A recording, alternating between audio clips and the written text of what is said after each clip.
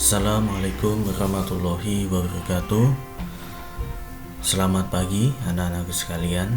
Kembali pada pembelajaran kita, khususnya pembelajaran daring kita pada pagi hari ini, yaitu produk kreatif kewirausahaan, khususnya untuk kelas 12A, dimana pada pertemuan kita kali ini yang akan kita bahas yaitu mengenai memahami paparan deskriptif, naratif, argumentatif, atau persuasif tentang produk atau jasa.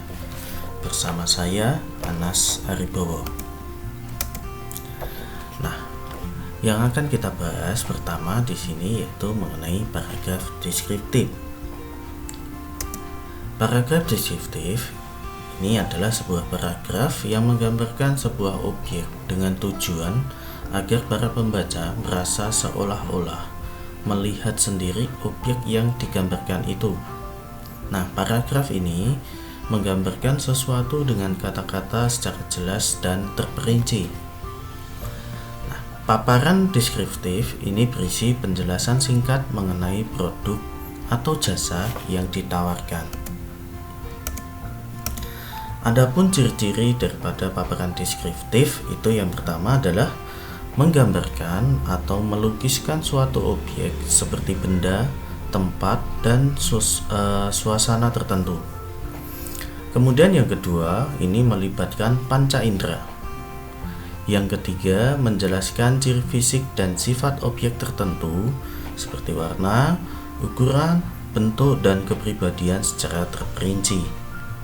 Kemudian yang keempat, ini banyak ditemukan kata-kata atau frase bermakna keadaan atau kata sifat. Di sini saya akan memberikan suatu contoh, yaitu paragraf deskriptif, di mana di sini yang akan saya ambil ini mengenai produk spanduk. Artinya di sini adalah usaha untuk pembuatan spanduk. Nah, silahkan Anda baca, kemudian silahkan Anda pahami contoh daripada paragraf deskriptif.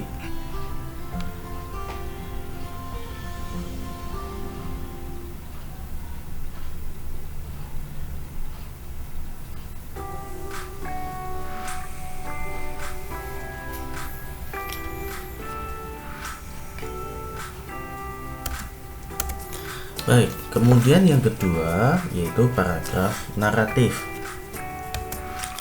Paragraf naratif ini adalah jenis karangan yang mengungkapkan suatu kisah, peristiwa, atau pengalaman pribadi berdasarkan urutan-urutan kejadian atau peristiwa. Paragraf naratif ini merupakan paragraf yang berisi tentang pemaparan suatu kejadian yang dirangkai dalam kesatuan waktu. Adapun ciri-ciri daripada paragraf naratif itu sebagai berikut. Yang pertama, mementingkan urusan, waktu maupun peristiwa. Kemudian yang kedua, terdapat dalam karya fiktif, baik itu cerpen, novel maupun roma, dan non-fiktifnya ini baik itu biografi, sejarah, promosi, dan sebagainya. Kemudian yang ketiga, ini berusaha menjawab yang terjadi. Kemudian yang berikutnya yaitu penyusunan daripada paragraf naratif. Untuk menyusun daripada paragraf naratif, ini langkah yang kita ambil. Yang pertama adalah menentukan produk yang akan dipaparkan. Kemudian yang kedua, menetapkan sasaran pembaca. Yang ketiga, merancang peristiwa utama yang akan ditampilkan dalam bentuk skema alur secara urut. Kemudian yang keempat, merangkai menjadi suatu paragraf padu. Dan yang kelima, menggunakan bahasa yang sesuai dengan target pasar. Kemudian ada 4 unsur yang harus termuat dalam paparan naratif, itu diantaranya yang pertama adalah kesatuan atau kohesi. Ini adalah kalimat dalam paragraf bersama-sama mendukung suatu hal atau tema tertentu. Yang kedua adalah kepaduan atau koherensi. Ini adalah kalimat yang membangun paragraf saling terkait antara kalimat yang satu dan kalimat lainnya yang membentuk paragraf tersebut. Yang ketiga adalah kelengkapan. Ini adalah paparan dibangun oleh beberapa kalimat yang terdiri atas kalimat utama dan kalimat uraian atau penjelas. Yang berikutnya adalah kevariasian. Ini adalah kalimat yang membangun paparan tersebut bervariasi, baik dari segi struktur kalimat, bentuk kata, ataupun pilihan kata yang digunakan. Adapun unsur yang termuat dalam paparan, ini yang pertama tadi ya. Kemudian jenis-jenis paparan naratif. Ini yang pertama adalah narasi informatif. Adalah narasi yang memiliki sasaran menyampaikan informasi secara tepat tentang suatu peristiwa dengan tujuan memperluas pengetahuan seseorang. Yang kedua, narasi ekspositorik. Ini adalah narasi yang memiliki sasaran penyampaian informasi secara tepat tentang suatu produk dengan tujuan memperluas pengetahuan seseorang tentang produk tersebut, di mana cerita yang ditonjolkan ini biasanya permasalahan. Ketentuan eksposisi berkaitan dengan penggunaan bahasa yang logis, ini berdasarkan fakta yang ada, tidak memasukkan unsur subjektif atau bersifat objektif. Kemudian yang ketiga adalah narasi artistik. Ini adalah narasi yang bertujuan untuk memberikan tujuan tertentu, di mana menyampaikan mandat terselubung kepada pembaca atau pendengar sehingga tampak seolah-olah melihat. Yang keempat adalah narasi subjektif. Ini adalah narasi yang berusaha untuk memberikan suatu maksud tertentu dalam menyampaikan suatu amanat kepada pembaca maupun pendengar. Adapun contoh daripada paragraf naratif ini silakan Anda baca, kemudian Anda pahami.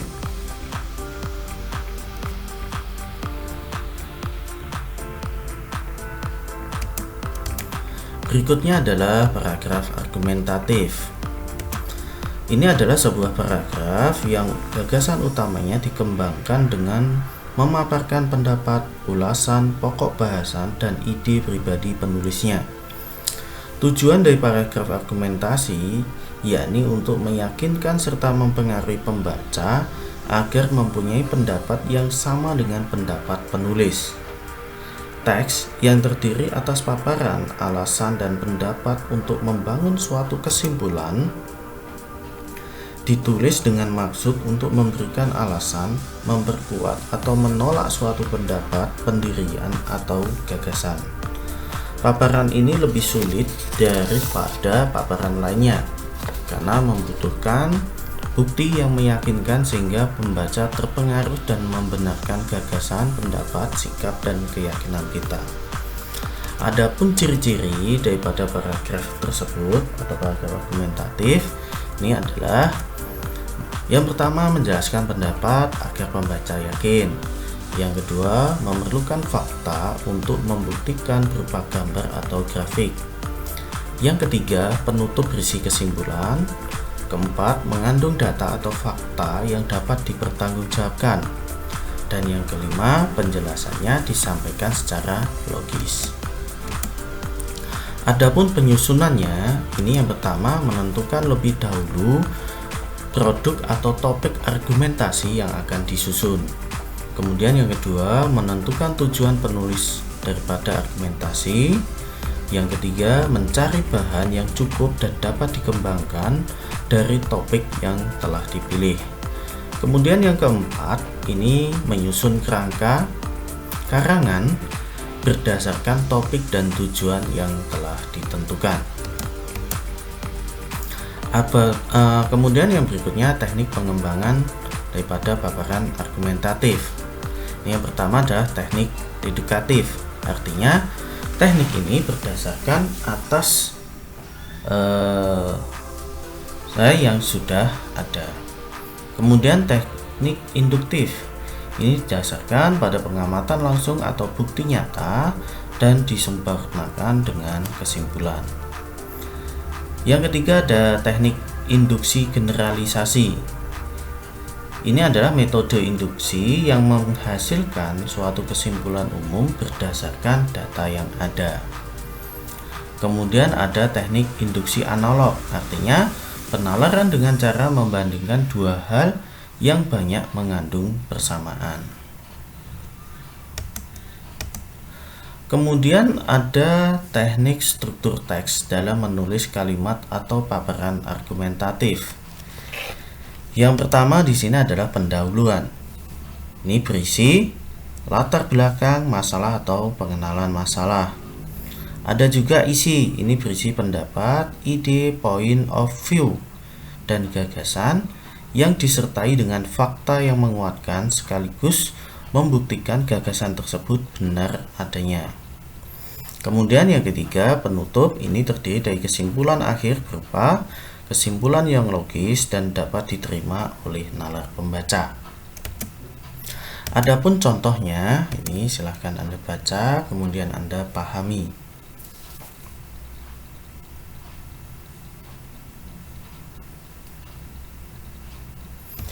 Baik, yang berikutnya adalah paragraf persuasif. Ini adalah paragraf yang bertujuan untuk mempengaruhi, mengimbau, membujuk, atau merayu pembaca sehingga terpengaruh untuk mengikuti keinginan penulis.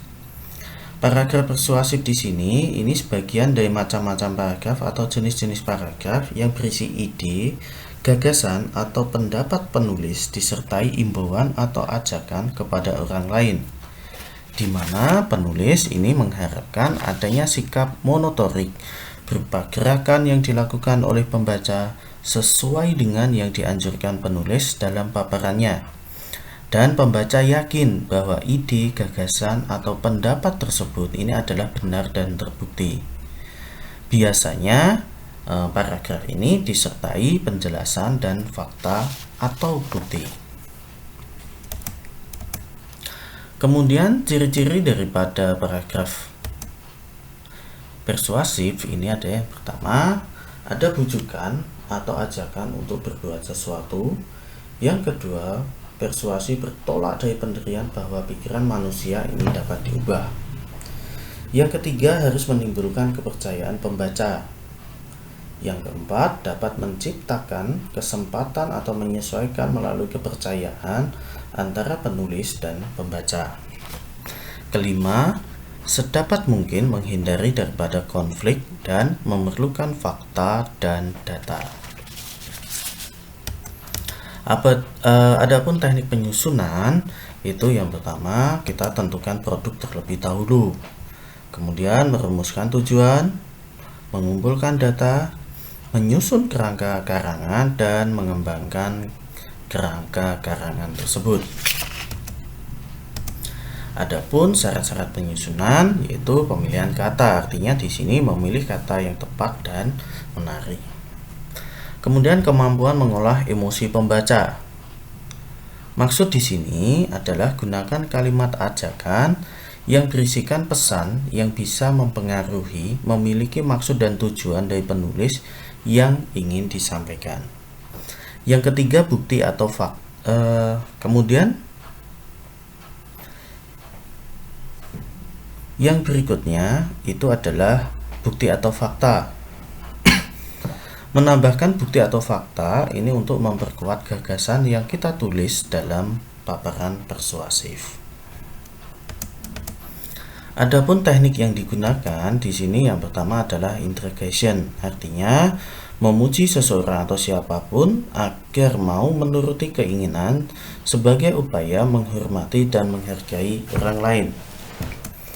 Yang berikutnya ada supplication. Ini menunjukkan bahwa diri kita belum cukup mampu dalam berbagai hal. Yang ketiga ada self promotion, menampilkan kehebatan kita yang nyata dan bukan seperti menyombongkan atau angkuh.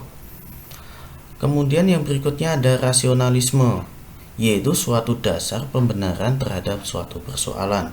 Dan yang terakhir yaitu sugesti, yaitu usaha membujuk atau mempengaruhi orang lain untuk menerima suatu pendirian tertentu. Di sini ada contoh sama. Contoh yang saya buat di sini adalah usaha untuk pembuatan spanduk atau percetakan spanduk. Silahkan Anda baca, kemudian Anda pelajari.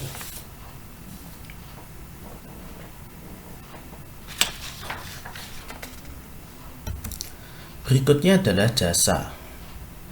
Jasa adalah setiap tindakan atau perbuatan yang dapat ditawarkan oleh suatu pihak kepada pihak lain yang pada dasarnya ini bersifat tidak berwujud fisik dan tidak menghasilkan kepemilikan sesuatu. Produk jasa ini bisa berhubungan dengan produk fisik maupun tindakan. Nah, ini termasuk pada diri kalian. Karena kalian berada pada bidang kesehatan, maka produk yang kita hasilkan ini bentuknya adalah dalam bentuk jasa. Baik anak-anak, mungkin sampai di sini dulu pertemuan untuk pagi hari ini. Sebagai bahan tugas, carilah satu produk jasa. Ingat jasa ya. Carilah satu produk jasa yang paling Anda kuasai atau minati dan buatlah paparan paragrafnya, baik itu paragraf deskriptif, argumentatif, naratif, dan persuasif. Sebagai contoh, seperti yang saya sampaikan, contoh tadi adalah usaha untuk pembuatan spanduk. Nah, tugas Anda carilah satu produk jasa. Artinya di sini jasa ya, bukan barang, produk jasa. Kemudian Anda paparkan dalam bentuk deskriptif, argumentatif, naratif, maupun persuasif. Silahkan Anda kerjakan dalam buku, kemudian kumpulkan pada pembelajaran luring Anda di meja saya. Baik anak-anak, tetap selalu ikuti protokol kesehatan dan selalu jaga kesehatan. Kurang lebihnya minta maaf. Assalamualaikum warahmatullahi wabarakatuh. Selamat